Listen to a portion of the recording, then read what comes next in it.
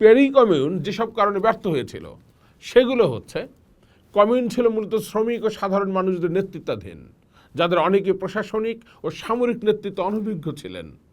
বিপ্লবীদের একটি অংশ ছিল উদারপন্থী ও আরেকটি ছিল রেডিক্যাল। ফলে সিদ্ধান্ত গ্রহণে দ্বিধাদ্বন্দ্ব তৈরি হয়। দ্বিতীয়ত, বিপ্লবীদের যতটা কঠোর হওয়ার দরকার ছিল তারা ততটা ছিলেন না।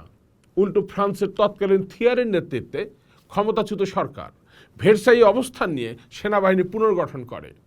এই বাহিনী পরবর্তীতে প্যারিসে আক্রমণ করে এবং রক্তাক্ত সপ্তাহে 30,000 কমিউনারকে হত্যা করে। 3. গোটা ইউরোপ কমিউনারদের বিপক্ষে সশস্ত্রভাবেই দাঁড়ায়। 4. শুরু থেকেই প্যারিসকে অবরুদ্ধ করে। শহরের শ্রমিকদের সাথে গ্রামের কৃষকদের মৈত্রী গড়ে তোলা সম্ভব হয়নি। ভেরসাই বাহিনী ও প্রুশিয়ানদের দ্বারা ঘেরাওয়ের কারণে ফ্রান্সের কৃষকরা তাদের পাশে এসে দাঁড়াতে পারেনি। এছাড়াও কমিউন ছিল পৃথিবীর প্রথম সমাজতান্ত্রিক বিপ্লবের অভিজ্ঞতা। সমাজ তখনও পুরোপুরি প্রস্তুত ছিল না। মার্কসের ভাষায় অপরিণত প্রলেতারীয় বিপ্লব। ফ্রেডরিক এঙ্গেলস ও কার্ল মার্কস প্যারি কমিউনের ব্যর্থতার মূলত দুটি কারণ লিখেছেন। একটি, শহরের শ্রমিকদের সাথে গ্রামের কৃষকদের মৈত্রী গড়ে তুলতে না পারা এবং বিপ্লবীদের আরও কঠোর হতে না পারা।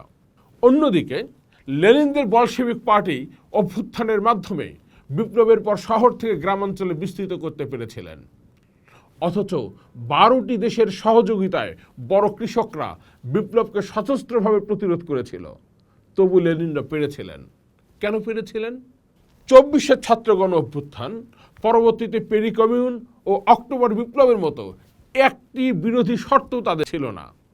সামরিক বাহিনী বিপক্ষে নেই, আন্তর্জাতিক সহায়তাও কম নেই, শহরের সাথে গ্রামের মফস্বলে অভ্যুত্থানের পক্ষে ব্যাপক জাগরণ দেখা গেছে, কোথাও অবরোধ নেই, দমন নেই, বাইরের রাষ্ট্রের আক্রমণও করছে না, সাথে আছে রাষ্ট্রের সমগ্র জনগণের সমর্থন।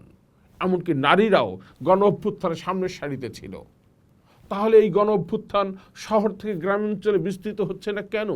বিপ্লব বা অভ্যুত্থান রক্ষা পায় নেতৃত্ব দানকারীদের মিত্র শক্তির উপর। মিত্র জোটে কর্মসূচির ভিত্তিতে, শত্রু জোটে একই কারণে। 24-এর গণ অভ্যুত্থানের প্রধান কর্মসূচি ছিল ফ্যাসিবাদের উচ্ছেদ।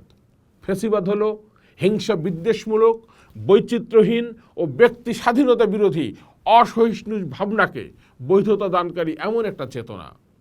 এই চেতনার পক্ষে সম্মতি আদায় করা হয় সংখ্যাগরিষ্ঠের সাথে সন্ত্রাসের মিশেল ঘটিয়ে। মব কালচার যার আরেক নাম। গণতন্ত্রের শত্রুরাই হচ্ছে ফ্যাসিবাদের বন্ধু। জার্মানিতে ইহুদিদের, কমিউনিস্টদের জীবনকে হত্যাযোগ্য ভাবা হয়েছে। সবই হয়েছে খাঁটি আর্য জাতির নামে। খাঁটি খ্রিস্টান, খাঁটি জার্মান, খাঁটি বাঙালি, খাঁটি মুসলিম, এরকম আর যত খাঁটি আছে আর কি। ফ্যাসিবাদ বিরোধী লড়াইগুলোতে কারা মিত্র? অভ্যুত্থানের দিনগুলোতে প্রমাণ হয়ে গেছে তারা হলেন শ্রমিক, কৃষক, ছোট ব্যবসায়ী, চাকরিজীবী, নারী ও সংখ্যালঘু জাতীয় ধর্মের নাগরিকরা। অভ্যুত্থানের নেতৃত্ব দিয়েছে যে ছাত্ররা, তারা এদেরই সন্তান। লেনিনের ভাষায় উর্দিপরা কৃষক। তাই চাকরির অধিকার চাইতে গিয়ে ফ্যাসিবাদকে অপসারণ করতে হয়। জলবায়ু ঝুঁকিপূর্ণ অঞ্চলে নারীদের কৃষি জমির মালিকানা, বিবিএস এবং ইউএন তার এক যৌথ জরিপে দেখিয়েছে যে এসব অঞ্চলে নারীরা মাত্র 6.89% কৃষি জমির মালিক, যেখানে পুরুষদের মালিকানা 93.11%। গ্রামীণ নারীদের কৃষি জমির মালিকানা। ওয়ার্ল্ড ব্যাংকের ভয়েস টু চয়েস প্রতিবেদনে উল্লেখ করা হয়েছে, গ্রামীণ বাংলাদেশে শুধুমাত্র 13% নারী একক বা যৌথভাবে কৃষি জমির মালিক, যেখানে পুরুষদের হার 70%। মুসলিনী, হিটলার থেকে মোদি, এরা সকলেই মনে করেন নারীর কাজ গৃহে, বড়জোর ডাক্তার ও শিক্ষকতার পেশায়। নারীর মঙ্গল নারীর বদলে তারাই নির্ধারণ করে দিতেন। তাদের তৈরি আদর্শ নারীর মডেলে নারীরা ফিরে যাবে ঘরে আর পুরুষরা কাজ করবে বাইরে।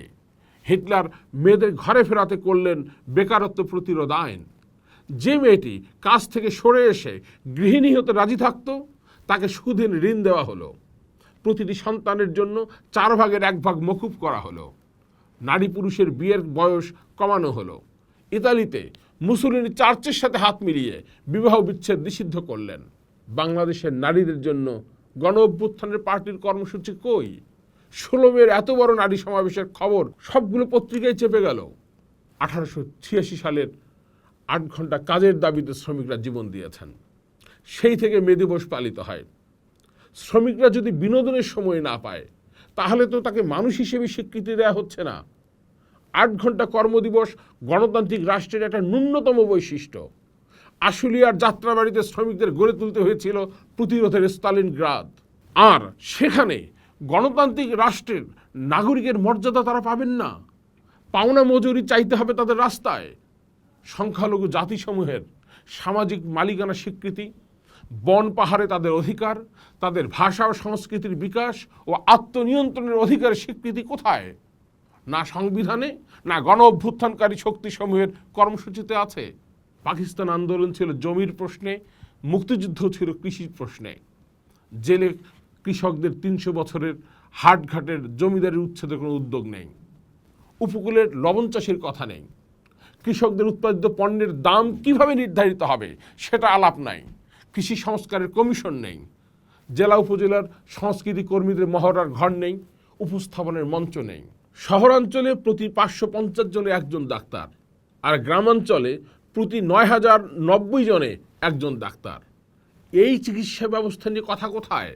ঢাকার পাশের জেলাবাসীরা যে ভাড়ায় ট্রেনে রাজধানীতে আসতে পারে, কুড়িগ্রাম কিংবা রাঙামাটির বাসিন্দারা একই ভাড়ায় কি তা পারে?